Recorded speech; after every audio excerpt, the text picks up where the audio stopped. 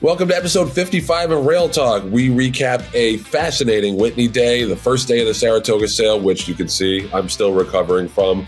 I'm Joe Bianca. I'm an ownership advisor at West Point Thoroughbreds. Jon, you had a lot of action last night. What's the latest on the DJ stable comings and goings? Well, we don't talk about my dating profile, but yes, there was much action to be had last night. Jonathan Green, general manager of DJ Stable. And yeah, Joe, between the sale and the flash flood rainstorm that we got, and the racing that we get to talk about, plus all the races that got canceled that are going to make for August 10th to be such an exciting day. We got a lot to go on. Not even the fact that I'm going to call you Shades for the rest of the show.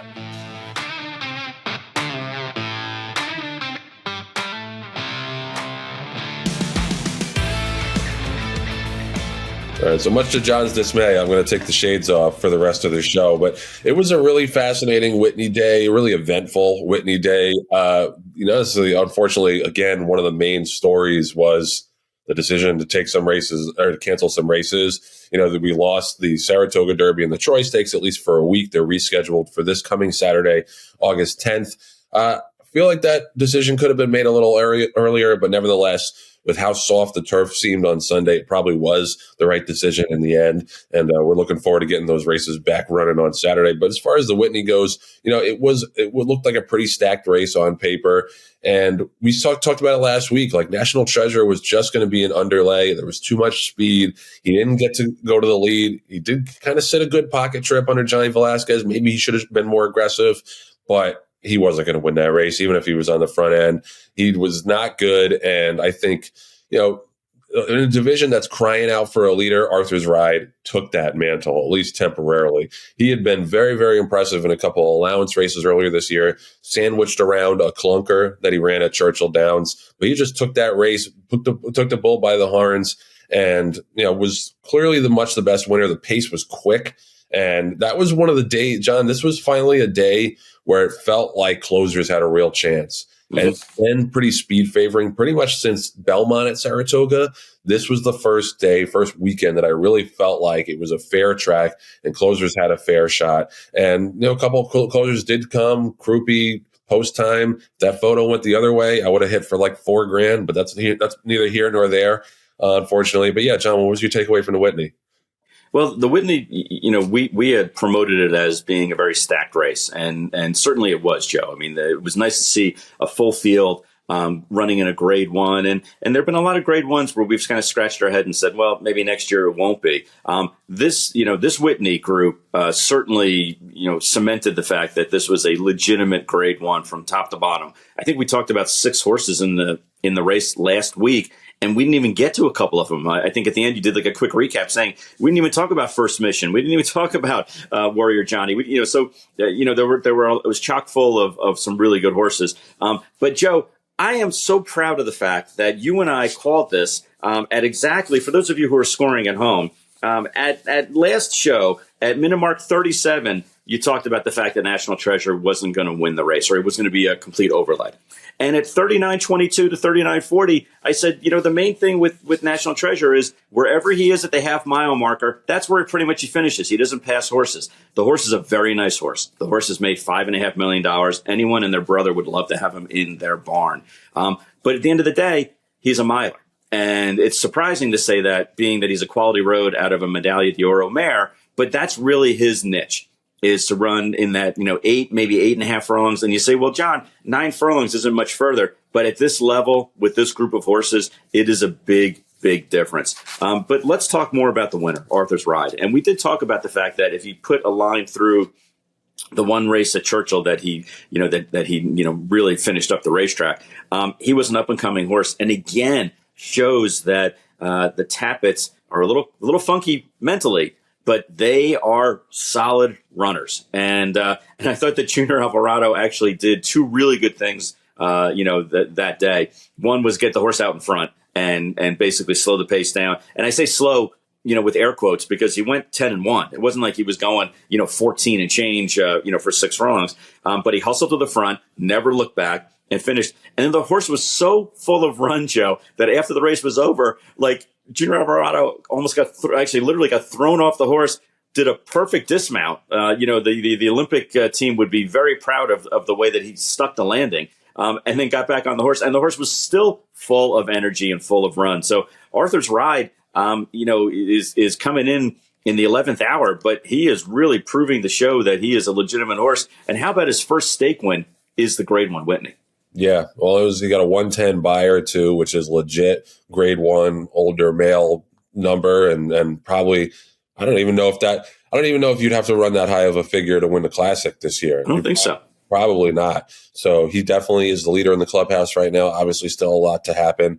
To me, another result from the weekend that made me wish the horse was in the Whitney was Next, winning the Birdstone, which he just galloped, and that's what he does every single time, and it just is getting a little boring.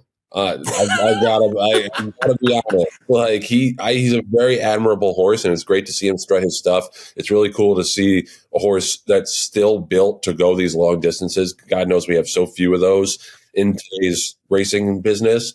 But man, like, can we challenge him? Like I'm dying to see him have a real challenge, because he obviously is unbelievably talented and admirable, and probably one of the greatest claims of the last 50 years. Honestly, can't think of, Lava Man comes to mind, but there's not that many where the horse claimed, turns around, becomes like a legitimate Grade 1 type horse. But we don't know. We don't know if he's a legitimate Grade 1 type horse, because connections won't test him in a Grade 1, and it's unfortunate. And the only explanation that you could possibly have is that he didn't run in the Whitney because the Whitney's too short.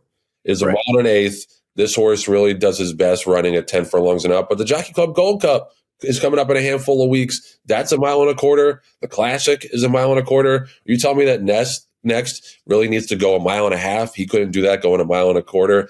That's unfortunate, I think, but obviously it's still cool. It's still cool to see him do his thing. Great call from Frank Miramati, urging the crowd to cheer him on through the stretch, because it just was never in any doubt.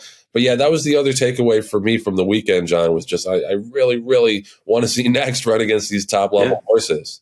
Yep. And Joe, it's interesting. You talk about a horse like Next, and again, a phenomenal claim. And won the race by 20. How many lengths did he win it by? 20 something. 20 something lengths. Yeah. And I read on Twitter. I didn't look up to see obviously if it's true. It's like 27 lengths to second place and 97 lengths to third. Yeah. Third finisher was beaten 96 and a quarter. That we were watching. I thought that was a typo. I swear to God, I really did. But let me just jump in and finish my thought for a second. How about the fact that you look at for versatility in horses, you look at versatility for sires. How about not this time having the best marathoner in Next and arguably the fastest horse on grass in Cogburn? I mean, different distances, different surfaces, and equally as explosive in their respective fields. Not this time is quickly becoming, and he's a young horse, quickly becoming one of these stallions that may really make an impression on our industry. 20 years from now, we're going to be like, wow, we had Gun Runner and Not This Time in the same generation. Yep. No, he's special, and we'll talk about him a little bit with the sale, because he also had the sale topper opening night at Fasig-Saratoga. But yeah, just looking at the chart, he won by 22 and a quarter. And then the second horse was 96 and a quarter lengths clear of third. The third finisher was beaten 118 and a half lengths. The fourth finisher, unfortunately, got pulled up, did not finish the race. I shouldn't say finisher.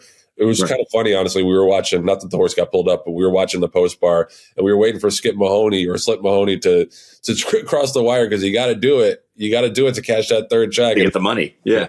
Waiting. And he finally crossed the wire. Everybody bursts out into cheers. That was fun. But that's kind of emblematic of what kind of field this was. One horse didn't even finish the race. One got beaten 118 lengths. Right.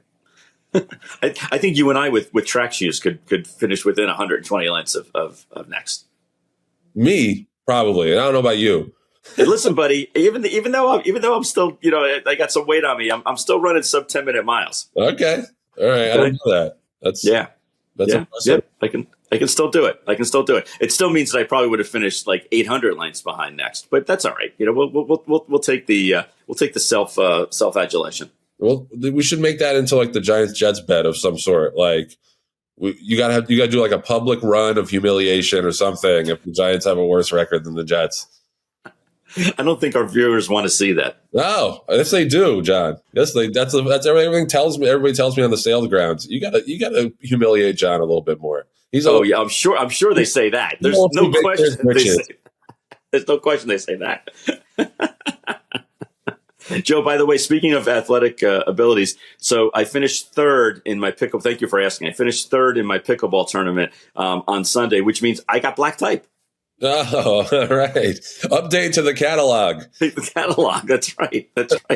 We need for Ariane Bloodstock to update my lineage. The question is, the black type. Do they give out bronze medals in pickleball? I do. I actually have the bronze medal. You want me to go get it? I have the bronze medal. When we come back from this commercial, I'll be adorning the brass tacks. I can't wait. As it were.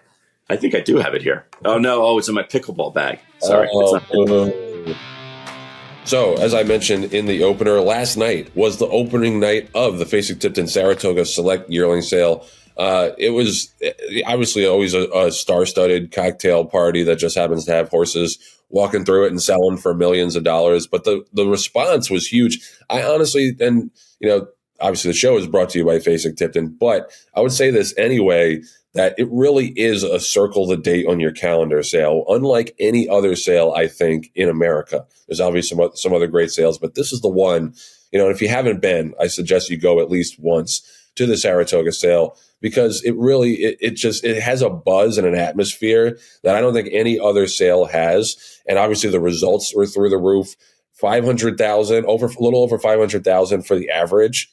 And that's a big number. Even it's above last year's number. Last year's number was like 480 something. And that was a record setting year for Fasig. So this year are on pace to break that record. And obviously we have the whole night 2 of selling still to go. It was really, really competitive. It was packed on the grounds. Like I don't know about you, John, you've been coming to the sale longer than I have, but that to me was like the most crowded I've ever seen it. And the results stood up to that. And there was a $3.4 million topper by Not This Time. We were actually, West Point was the underbidder. You guys were the underbidders. I was watching that battle go through. You and Vinny, I think, right? Yeah, it was Terry and Vinny against Amr Zidane.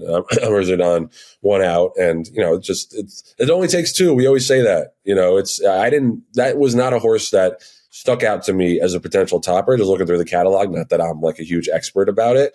But that was a little bit of a surprise that the horse went that high. But yeah, it only takes two to really like a horse, and then away they go. John, you were there. You've been to a lot more sales than I have. How do you compare them?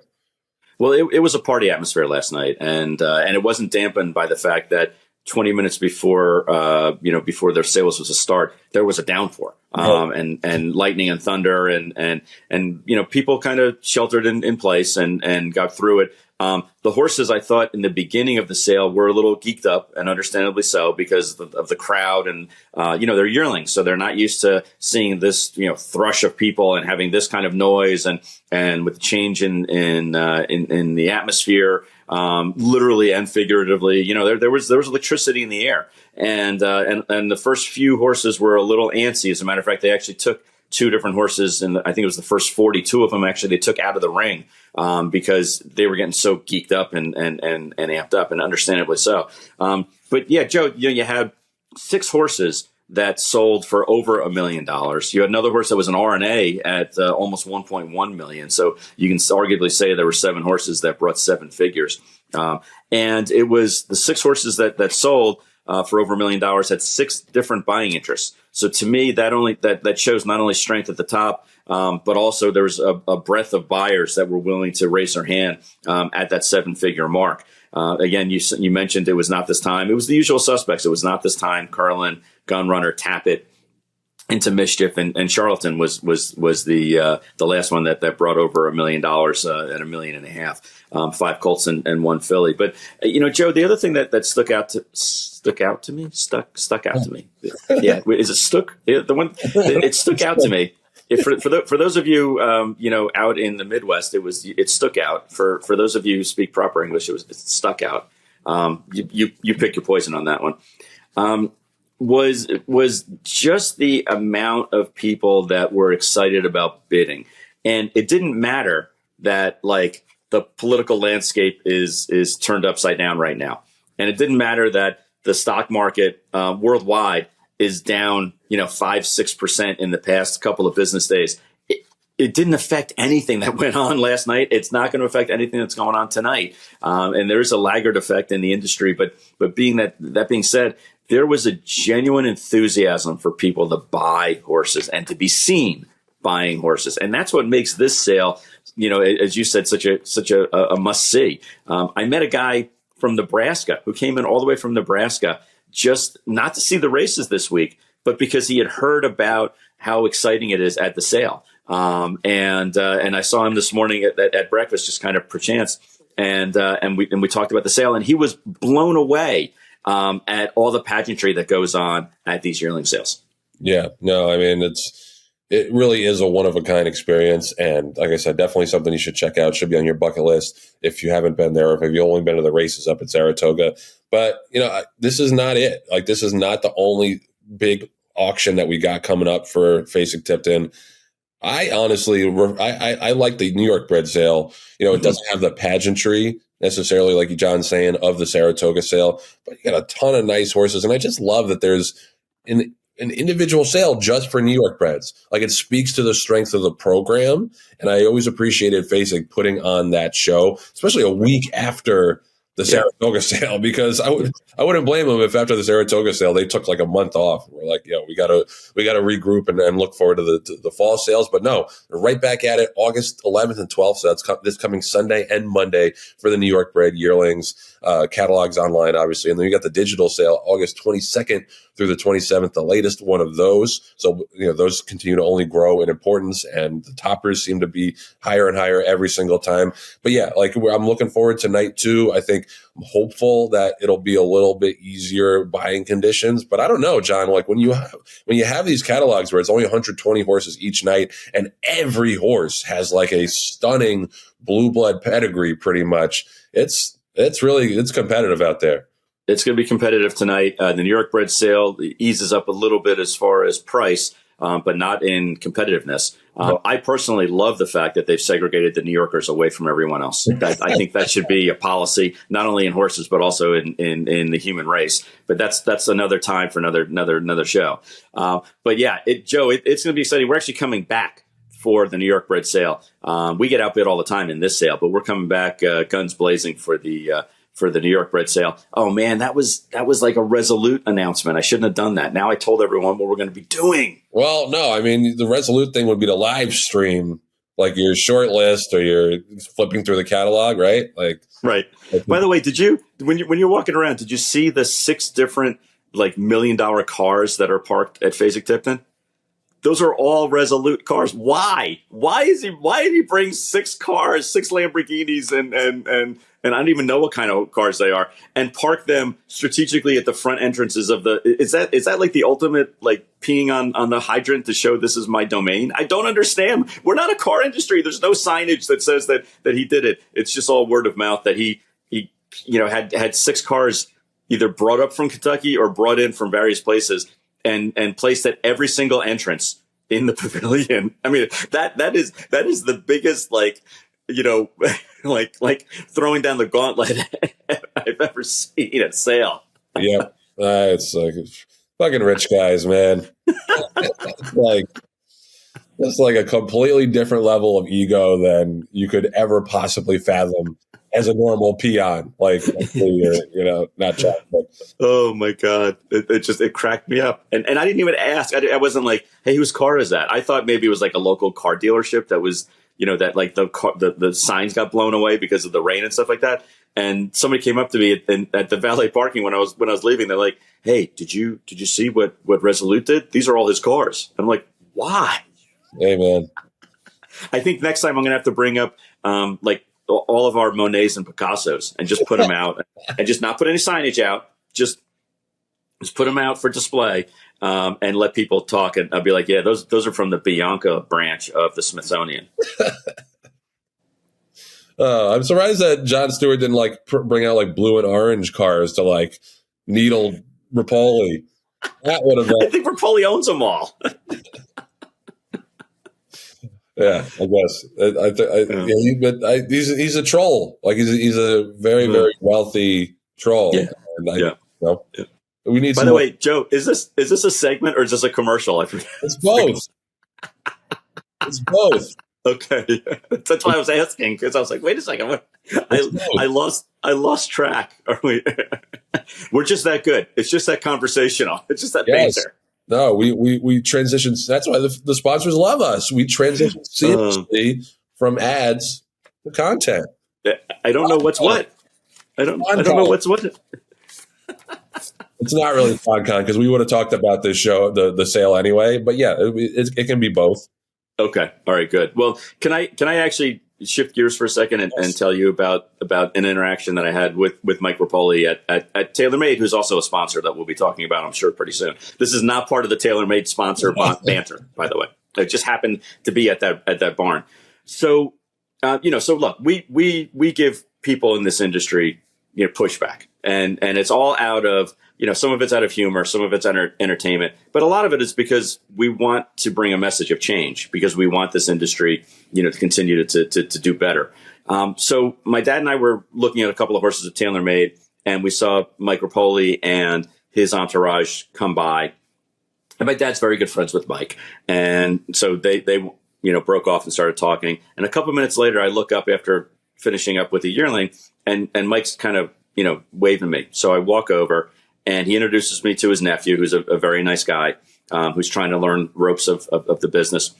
And Mike put his hand on my shoulder, and he said, "Look, I know that you guys talk a lot of crap, and on the podcast, and I understand, I appreciate it, but I have to ask you a couple of questions." I said, "Okay." I said, "Number one, do you have any kids?" And I'm thinking to myself, do I want to answer this question? I said, "Yes, 2 kids." He said, "Well, here's my ultimate question for you. Are they in the business or not?" And I said, "No, I never encouraged them to be in the horse business, even though I love it. My father and I have bonded, tremendously over this industry. And that's really what's forged our relationship over the past, 4 decades, has been the basis of this, based in this industry. But I don't see that with my kids." And he said, "That's exactly why I do this." He said, "Because as of now, I couldn't encourage my kid, your kids, anybody else's kids to be in the business." And I actually stepped back, Joe, and I thought about that message. And, Mike's 100% right. Mike's 100% right in the sense that this industry needs to change. This industry needs to grow and get better on all levels, whether it's the handicapper, for owners, for breeders, for potential buyers, for people coming to the business. Because, the way that we were going for so many years was just kind of like, it's the way it is. It's worked. People got rich off it. And there was no rationale or reason to do anything different. And then a lot of things have come into place. HISA, people asking for more transparency. We've been beacons of question and asking for change, agents for change, as Patty likes to say. And now all of a sudden, the industry is kind of pushing back and saying, "Hey, you guys are too radical," or "We don't like what the Mike's, being too crazy," or "We don't like the Joe Drape articles," or what Ray Pollock has to say. And you know what? Those are the guys that I'm gravitating to, because those are the people who want to make this business better and want to make it a business where we do want to have our kids and our friends involved. So I'm going to pivot a little bit, because I still don't like the way that the message is being brought out by Mike, but I understand the message now, and I understand what he's saying, and basically he's begging the industry for change. Yeah, I mean, but like the issue for me all along was the lack of specifics. Right. So the question is, did you guys get into what he specifically wants to see changed? Yeah, and that's a great question, and basically, I said to him, "Mike, we need to have a win. Like, you need to have, you've set up this new organization. You've granted yourself, you dubbed yourself the commissioner, and you want to be an agent for change. And Pat Cummings, I have a tremendous amount of respect for. But we haven't gotten one over the goal line yet. Like, you got to get something in the end zone. You got to get a win." And he went through his plan again, as far as, taxing purchases, having the buyer and the seller and the auction house all be involved in doing that. He talked about, getting the Breeders' Cup to put some money in. He talked about a little bit about the Jockey Club. So it was a lot of the same conversations. But I impressed upon him that we need to get one over the goal line.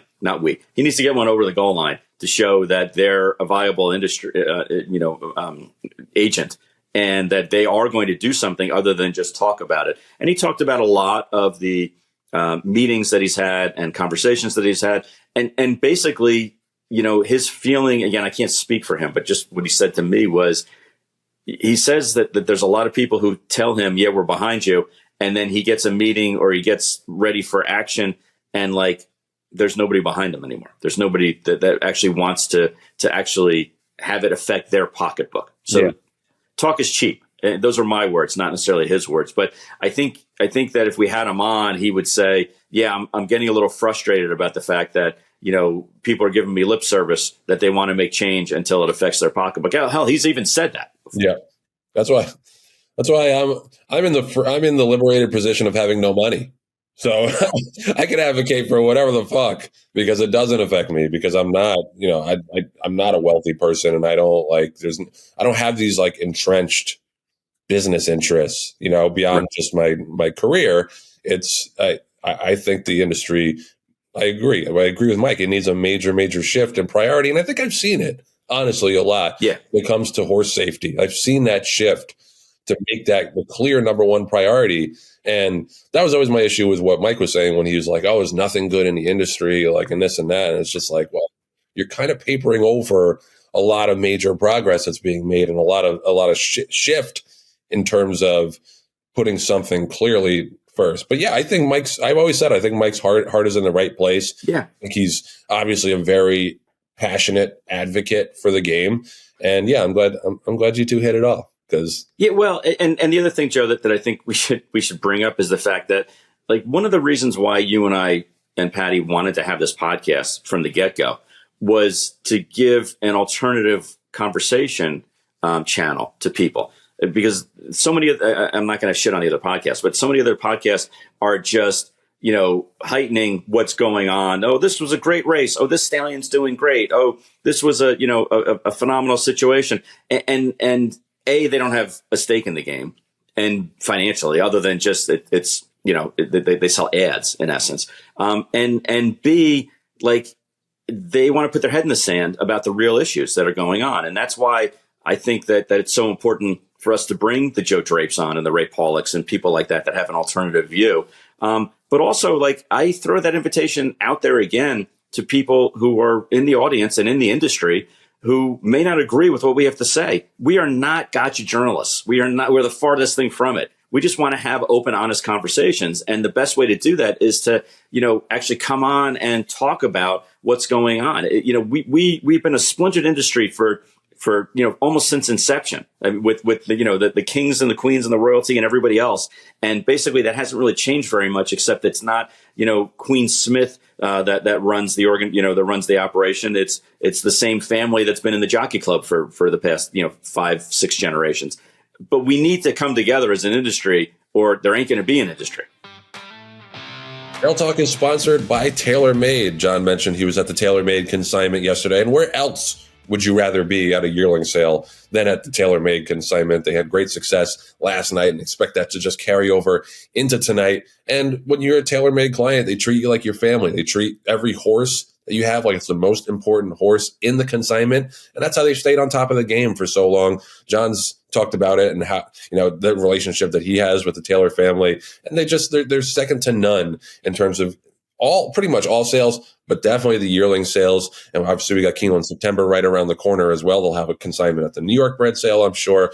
So major shout out to all the Taylor gang, as I affectionately know them. And I know I can't come up with nicknames for people, Jon. Sure you can. The Taylor gang. That's exactly. But Joe, they had 12 horses in the sale last night. They sold 9 of them. Which is an amazing strike rate, 700, 600, 550, 550, 500,000. Go see, including R2 for 350,000 and 250,000. So I would say go see the Taylor gang, as you like to call them. I would say the Taylor family, but neither is wrong. Equally is right. And if you want to sell your horse to the best of its ability, go see the Taylors. It was unfortunately a tragic happening on Saturday, not at Saratoga, but the Whitney day. Like, might be, it's just has not been a good day the last couple of years. Ova Charge, who was one of the really, really admirable, fun horses in the racing business. Awesome turf sprinter and dirt sprinter. She was 15 for 18. She unfortunately broke down at about the 8th pole of the Ellis Park. They had like the Kentucky Downs preview day on Saturday, and that was horrible. Like, it's horrible when any horse breaks down, but obviously a horse that's that accomplished is really, really difficult to deal with. And I feel terrible for the connections. I mean, the only thing I'll say is, like, this was another horse that did not really have a robust workout pattern, had actually not had a published work since February 7th. And she had run a bunch of races in the meantime since then. And it's just, I worry about horses like that. And I'm not saying that the trainer and the people around the horse weren't doing right by her. Like, I'm sure that they were giving her great care. I just, like, I think a lot of times those are the kind of horses that need a little bit more scrutiny from the vets, that haven't had that work for so long, and if they've been racing for, all that time. But either way, like, no matter what the cause was, I feel terrible for the connections and for the filly, because she's such a nice horse, and obviously showed up every single time. So rest in peace to Overcharged. Looking forward to this coming weekend. We've got the Arlington Million card on Saturday at Colonial Downs. West Point will have an interest in that with Integration. He's due, man. He's due for that grade 1 win. I'm looking forward to it. Like, I think he's kind of coming into the race in the right way. It's a good field, but not like a monster field. You got a nice horse from Charlie Hills in there. Nation's Pride is obviously pretty good, but it's only 6 horses for $1 million.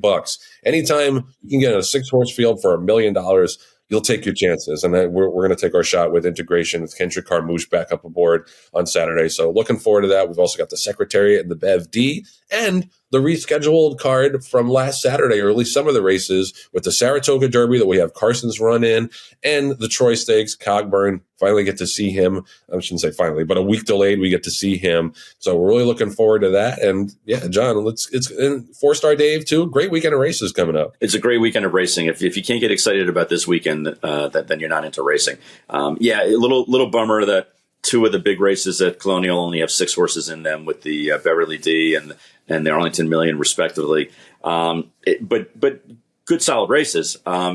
It's the right race for you guys to take a shot to get $1 million. Not that Integration isn't worthy of it, because he's running the Maker's Mark, he's running in the Pacific, he's running other grade 1s. But I think this is a really interesting race for him to try to get. And he's undefeated at Colonial Downs, Joe. He's 2 for 2 there, including the Virginia Derby. So we know he likes that turf course. So best of luck to you guys in that race. And you've also had a couple. What was it? The Saratoga Derby. That's getting rewritten and reposted for this weekend also, where you're going to have both horses running in that, the Cugino and Carson's run? Cugino had to spike the little temp, so we're going to give him a couple of weeks off. But no, yeah, so Carson's run is going to carry the flag for the black and gold. Got it. Okay, but chock full of some great entries and some great racing this weekend. We were going to fly to Colonial because we're actually running Hades in one of the undercard races, and just decided at the last minute not to do it. Instead, we're going to go to Canada the following weekend on the 17th, Joe, for the King's Plate. We're not running King's Plate. We're running Dream On and Bullet in a couple of stake races. A couple of the babies are going to be running. But you left out the most important entry of the weekend, my friend. Most important entry, and that is a young, kind of under the radar horse that we all know and love as the Sandman. Oh, yeah. Sandman makes his second career start on Saturday in the opener at Saratoga. Gets to go 7 furlongs. The vibes have all been good since the debut, before the debut. Ran 5th first time out. Expect a big step forward on Saturday. Big step forward. And we want everyone to start playing, the theme song when he's getting into the gate. Hold up your phones. Exactly. Don't do it when he's in the paddock. Don't do it in the paddock, because he is a high-strung tapper. When he's on the track, you can give him the theme music. Exactly. And if he wins, Joe, maybe there's going to be some memorabilia. Oh, don't do it. Don't do it. No, you got to wait for him to become a stakes winner at least. Don't put the kibosh on him just yet. Okay. All right. Fair enough. We'll hold out until they're black tie. Good. It's always black tie. All right. But the Sandman, Saturday, you better be there. Rail Talk is sponsored by the Green Group, greenco.com. Don't forget to put the www in front, as Patty very correctly pointed out a couple of weeks ago. Len and the Green Group are number one in their business, which is saving people money in the horse business. It's an expensive business to be in. Look no further than the results at last night's Fasig-Tipton sale to see how expensive it is to buy horses. And that's not even factoring in the upkeep. But Len and the Green Group can help you make this as profitable as if you possibly can have this, because nobody wants to lose money. As passionate as everyone is about the game, everybody wants to make sure they're being smart, finding the right tax deductions, and being able to make this a viable enterprise for them over many, many years. And Len, I think, has done a great job ushering new people into the game and keeping them there, because that's a huge part of it. And Len's made it easier for people to have that good experience in the business. Go to greenco.com or hit them up at that number. What's the number, Michael? 732-634-5100. Yes, sir. Green Group. Thank you, Michael. That's the only reason that number sticks in my head. I've done this promo many, many times, but the song has made 732-634-5100. It's tattooed on my brain now. But there's also a reason you should know that number. And let's hear why from Dean Dorenzo. I mean, they're just experts in the equine industry, in taxes and advice. And they just know exactly what is allowed, what can be done, how things can be depreciated. So he's probably brought millions of dollars into people's pockets, besides bringing millions of people into the industry because of that. Anytime I have a really, business decision I got to make, it's, the old thing is you phone a friend, phone Len Green. Whether it's a contract, whether it's a sale of something, a sale of a farm or a purchase of a farm, Len Green's been there for us. Thanks, Dean. I'm glad that Len and the Green Group were able to help you out, and they'll do the same for you. If you're a horse owner, if you're any kind of industry participant, hit them up, www.greenco.com. All right, so that's going to do it for episode 55 of Rail Talk. I'm going to put my sunglasses back on and continue recovering from opening night at Fasig Saratoga, because we've got another exciting night coming up later today. Looking forward to seeing you, John. Looking forward to seeing all the friendly faces over at Fasig. Thank you for joining us. Thank you, Jon Green. Thank you to our producer, Patty Wolf. And our associate producers, Julia Agresta and Nathan Wilkinson. We'll see you next week back here on Rail Talk.